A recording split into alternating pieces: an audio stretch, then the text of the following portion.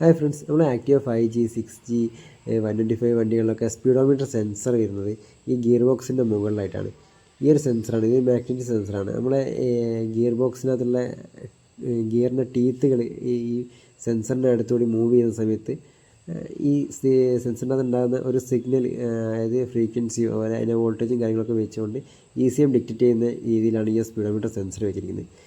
Okay, ഈ ഒരു speedometer sensor ഉള്ള വണ്ടിയാണെങ്കിൽ പോലും ചില വണ്ടികൾക്ക് സ്പീഡോമീറ്റർ കേബിൾ, അപ്പോൾ സ്പീഡോമീറ്റർ കംപ്ലൈൻ്റ് ആയി കഴിഞ്ഞാൽ സെൻസർ മാത്രം നോക്കുക അല്ലെങ്കിൽ കേബിൾ മാത്രം നോക്കുക എന്നുള്ളതുകൊണ്ട് അങ്ങനെ പ്രശ്നം പരിഹരിക്കാൻ പറ്റിയെന്ന് വരില്ല.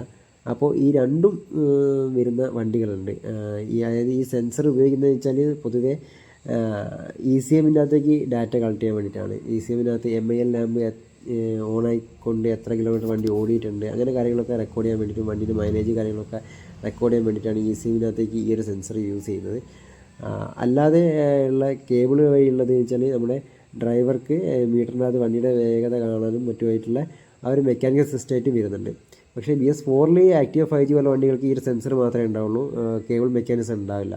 ഈ കേബിൾ മെക്കാനിസം ഉള്ള വണ്ടികൾക്ക് കേബിൾ വരിക എന്ന് വെച്ചാൽ ഈ ഫ്രണ്ട് ബ്രേക്ക് കേബിളിൻ്റെ അടുത്തായിട്ടാണ് ഇവിടെയാണ് വരിക. അത് പൊതുവെ സാധാരണ വരുന്ന ആ ഒരു രീതിയിൽ തന്നെ വരിക. അല്ലാത്ത ഈ BS6 വണ്ടികൾക്ക് ഈ ഒരു സെൻസറുടെ എക്സ്ട്രാ ആയിട്ട് കൊടുത്തിട്ടുണ്ട്. ഇത് കൊടുത്തിട്ടുണ്ടെന്ന് വെച്ചാൽ ECMനകത്തേക്ക് ഡാറ്റ കളക്ട് ചെയ്യാൻ വേണ്ടിയിട്ടാണ്.